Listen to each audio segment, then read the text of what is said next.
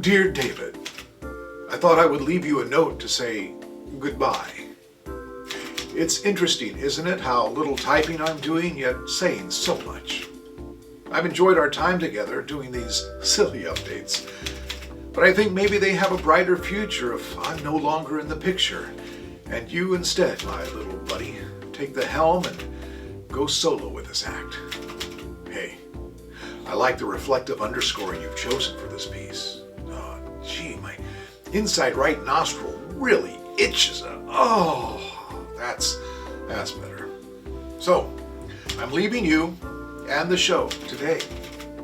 I'll probably be leaving town in about a month.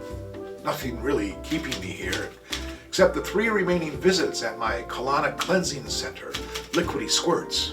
And since the doctor says I need to space those colonics further apart since my unfortunate incident at the water park this past summer, I've decided I'll stick around until I've flushed all 3 out. Flushed. See what I did there? But it's those very puns that I fear have caused our viewers to jump off the weekly update bandwagon. Hey, Steve. Oh, hey, Dave. Why aren't you appropriately dressed for our Thanksgiving special? Dave, I was hoping to get out of here before you arrived. Oddly enough, I got a little long-winded, and so I'm leaving the show, Dave, and I'm leaving town eventually, as soon as I use up the 3 remaining visits at my colonic cleansing center, Liquidy Squirts. Okay. And no use trying to talk me out of it, Dave, because it won't work. I won't? My bag is packed. My mind is made up. I wouldn't dream of trying to talk you out of your decision, Steve. It's the numbers, Dave. People just aren't watching these. Our numbers last week, the update, hardly anybody watched. I'm starting to think that maybe people just don't like what we're doing. Or even worse, maybe they're sick of seeing me. Despite the dashing looks, I just don't know. I'm that guy.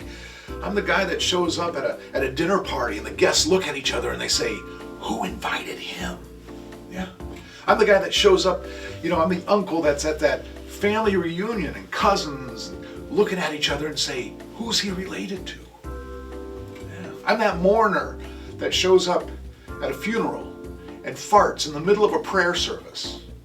A loud one. Not necessarily smelly because, any fresh fruits that I eat very early in the morning, so any digestive fermentation is taken care of long before noon, but the noise, Dave. The noise. 2 minutes. Thank you, Ringo. Steve, I have to get ready. I can see you're well packed. Thank you. Hey, Ringo, I'm gonna miss that. I'm gonna miss all you, the entire crew. You've all been so wonderful. Done such great work. And I owe so many of you so much money. I promise I'm gonna, you know what? I'm gonna stay. Excuse me? Yeah, you heard me. I'm gonna stay. Your quietness, Dave, spoke volumes. You, Dave, you sneaky little sausage. You have such a way with no words. Well, I wasn't trying to. No. You know what? I gotta tell you, I'm not prepared. Miguel has not done my makeup yet, but here. What the heck? You can have that. Let's go ahead and get this started. And you know what I say? God bless us, everyone. Huh? God bless us, Steve, you're confusing Tiny Tim and A Christmas Carol. No. Let's not get ahead of ourselves. One holiday miracle at a time. Oh.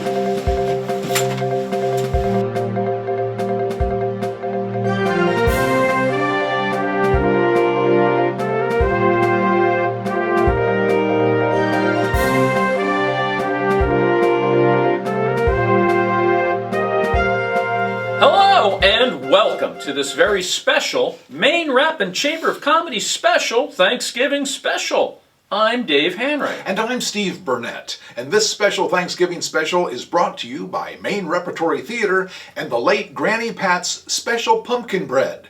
No use reading the ingredients on that package because she purposely left out her secret spice. Thankfully for us, Granny Pat made 3 tons of batter before moving on to the happy place. Granny Pat's Special Pumpkin Bread.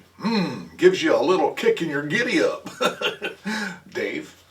Steve, it was the most contentious election in our nation's history, but the recounts and the runoffs are now complete, and it is official. America's long, dark nightmare is over. That's right, Dave. And our results team can officially make the call. With 100% of the votes in, Maisie has officially secured the coveted mayor of Pawsville Junction, squeaking out the narrowest of victories over incumbent Wally, winning by a whisker of just 3 votes. The first canine of color to serve as mayor, Maisie's new cabinet promises to be all-inclusive, welcoming guinea pigs, ferrets, and the occasional cat. But Maisie says even she has her limits when it comes to the mice. Well, no one wants mice in their cabinets, Dave. With the results confirmed and certified, Wally sent his congratulations to Maisie earlier today by a simple wag of the tail and sniff of the ass. Asked of his immediate plans once he leaves the doghouse, Wally says he had planned to wander the neighborhood and have irresponsible relationships with other dogs, but quipped that opportunity was sadly snipped from him when he was just a pup. Citing reasons for losing the election, Wally added, "Maybe I spent too much time lounging by the pool." Planned protest of Pawsville Junction's pet store, Woofington Commons, have since been called off. We of course wish Maisie and Wally the very best of luck. I think she's going to do a great job. She will. In other news, local inventor Sans Ponce is at it again. The latest invention of his is called the Mug-O-Luncher. When your job forces you to drive during your lunch, now you can have your cup of soup and eat it too. That's right. Sans tells us to simply pour your liquid lunch in his edible mugs, and as soon as the soup is gone, just eat that mug. Made of biodegradable, semi-edible cardboard, just 20 calories each, and gluten-free. And they come in 3 great flavors: grilled cheese, chicken salad, and tuna fish. And who doesn't enjoy the scent of tuna in their mug as they're sipping their favorite soup? Steve? I know I do, Dave. All 3 flavored mugs come with 3 cans of soup: tomato, chicken noodle, and sardine and bacon. Ooh. Mr. Ponce recommends not taking too long, though, to finish that soup, or else your mug will risk getting soggy. In Sans's defense, with every invention, there are going to be kinks to work out. True. Remember when Sans was working on his invention that trimmed the gum and other dry gunk off the top of shag rugs? The carpet muncher. Yes. There were some issues there, but he stuck with it, and now there's a carpet muncher in every household. You know, we even keep a portable carpet muncher in our van. Yes, and yet your van still reeks of Fritos and gin. That's right. And now, with things I learned the hard way, please don't ask me how. Here's Dave. Thank you, Steve. When trying to remove clogged leaves from your gutter, no matter how dead and dry the leaves may seem, don't fill the gutters with gasoline and light them, thinking you can just burn those leaves. Steve? Still staying at the Super 8? Yes. Hey, do you get cable there? Sporadically. Well, you're all set then. Some incredible news for cereal lovers of all ages. General Mills has officially lifted their age restriction on those who can enjoy Trix. That's right, Dave. No longer just for kids, the colorful, fruity, sugary little balls of pleasure can now be enjoyed by a variety of generations. The new age to enjoyment ratio is broken down into regions for reasons not clear to us at airtime. But as you can see in the Northeast, Women up to and including the age of 55 can now yell it up with tricks, while men in the same region can only enjoy them up to the age of 45. Still, an improvement. That's true. As for the Trix Rabbit, whose real name, of course, is Farnsworth Martindale, the decades of being referred to as silly have no doubt taken their toll. But I think I speak for Dave as well on this. We do hope during this time of Thanksgiving that some healing can finally begin. Unfortunate news in the Christmas department, Steve, Oh, and no one saw this coming. The elf on the shelf has fallen and is recovering in full traction at the Misfit Toys Rehabilitation Center in beautiful Piscataway, New Jersey, It is beautiful. and will not be able to delight the children with his or her wonderment of magical powers this season. Instead, this year's replacement is Chuck, a middle-aged, unemployed Yankee Stadium tour guide who will come to your house in his sweatpants, sunglasses, an ill-fitting t-shirt, and plop himself in your living room with a bag of chips and a six-pack of root beer in what is being marketed as the Slouch on the Couch. Each morning, the kids come down the stairs to see what new snack Chuck, the slouch on the couch, helped himself to during the night as he raids your cupboards and fridge while you and the family try to get to sleep despite the volume of the television, because Chuck likes his late-night chat shows He does. and is hard of hearing since the Wolverine incident. That sounds horrible.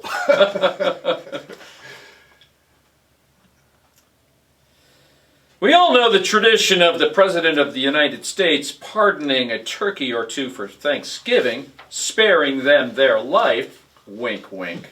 Well, the vegan city manager of the very progressive town of Pratt Falls, Jor Kiddenmees, held a special press conference recently where he pardoned a slab of tofu and a turnip. Sadly, nobody attended this press conference. And now, with television production about to get back into full swing, here's Dave with the latest on all the new shows we should be putting on our much-watch list. Thanks, Steve. To complete the evening of The Masked Singer, The Masked Dancer, and I Can See Your Voice, producers at Fox are pleased to debut I Can Smell Your Breath. The celebrity panel of Susan Lucci, David Hasselhoff, and the Brady Bunch's Barry Williams smell contestants' breath and proceed to guess what they think each player had on their pizza. All the while an audience of raging idiots cheer, applaud, and tear up at every insipid comment made while pyrotechnics distract the television audience even more so as to hide the total lack of any sort of redeemable content. If a celebrity panelist guesses every ingredient on the player's pizza, the player goes home with an electric car, 15 miles of extension cord, and a date with their choice of Tonya Harding or Danny Bonaducci. Well, give me the remote for that one, huh? Also, and not to be outdone by the Discovery Channel's Naked and Afraid, the Discount Ripoff Channel brings us Semi-Clothed and Somewhat Concerned. Oh. Two casts from a 70s or 80s sitcom reunite and are stranded on one end of a busy shopping mall in just a terry cloth robe and slippers. They're given the task of navigating their way through the entire mall, walking into every single store without telling any of the shoppers who they were back in the day. The pilot episode airs later this week, starring the surviving cast of The Facts of Life, pitted up against the cast of Welcome Back, Kotter. No reason given for why they're semi-clothed. Hey, who needs a reason, huh?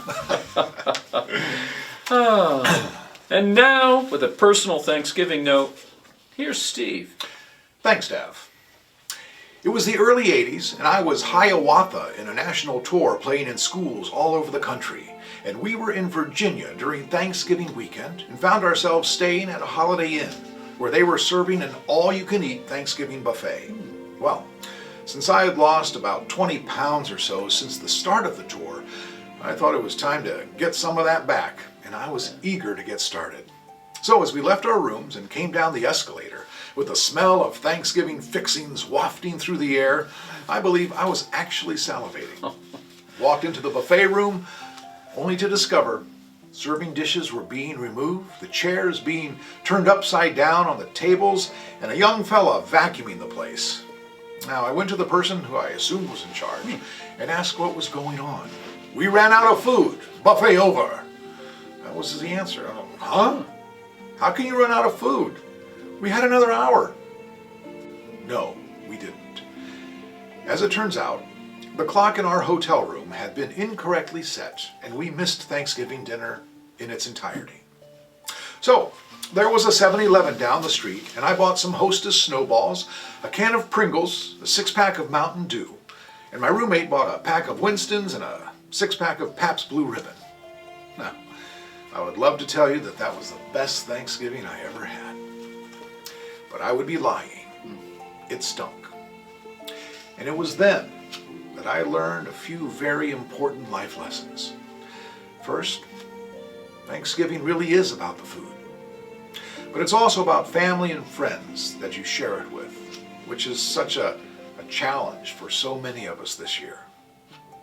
But most importantly, Thanksgiving is about wearing a wristwatch so you don't misjudge the time that the Thanksgiving turkey comes trotting by. Now, if you're looking for a way to help those less fortunate this holiday season, please consider buying a bag full or two of non-perishable food items. Then notify us by emailing us at our theater email address below. Then we'll confirm with you shortly.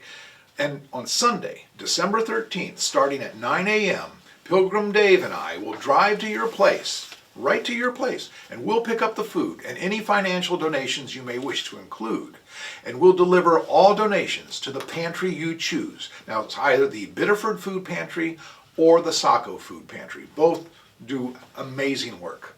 We'll drive as far south as Kennebunk and as far north as South Portland and all the various smaller towns in between. Now, let's make sure our neighbors and friends have enough food. And if simply doing good isn't enough, how's this for an incentive?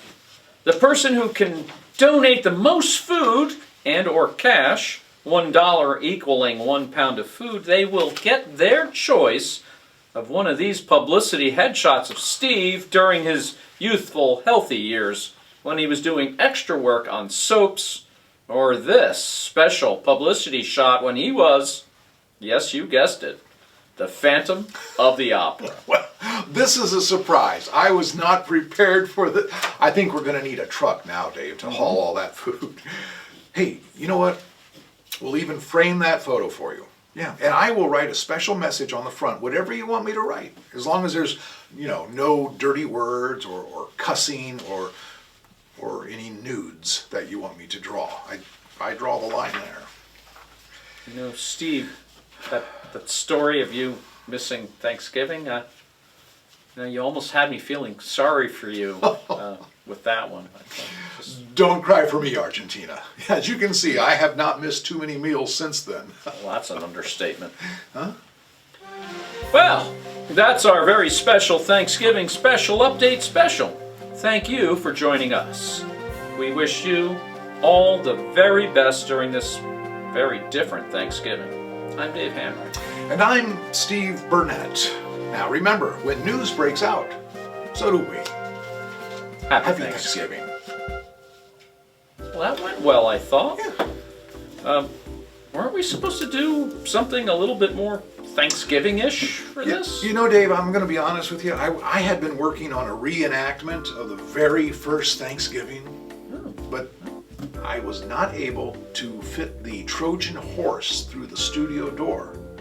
And then I got to thinking, I don't think our wardrobe department even has any Egyptian robes. So, then I started thinking, how about if we do a take where we do what would Thanksgiving be like if I wasn't here? But you know what, Dave? I don't think our audience base could handle the trauma of that drama. Well, I think we could have tried that one. Like if I filled you up with helium, a lot of helium, tied a bunch of ropes to you.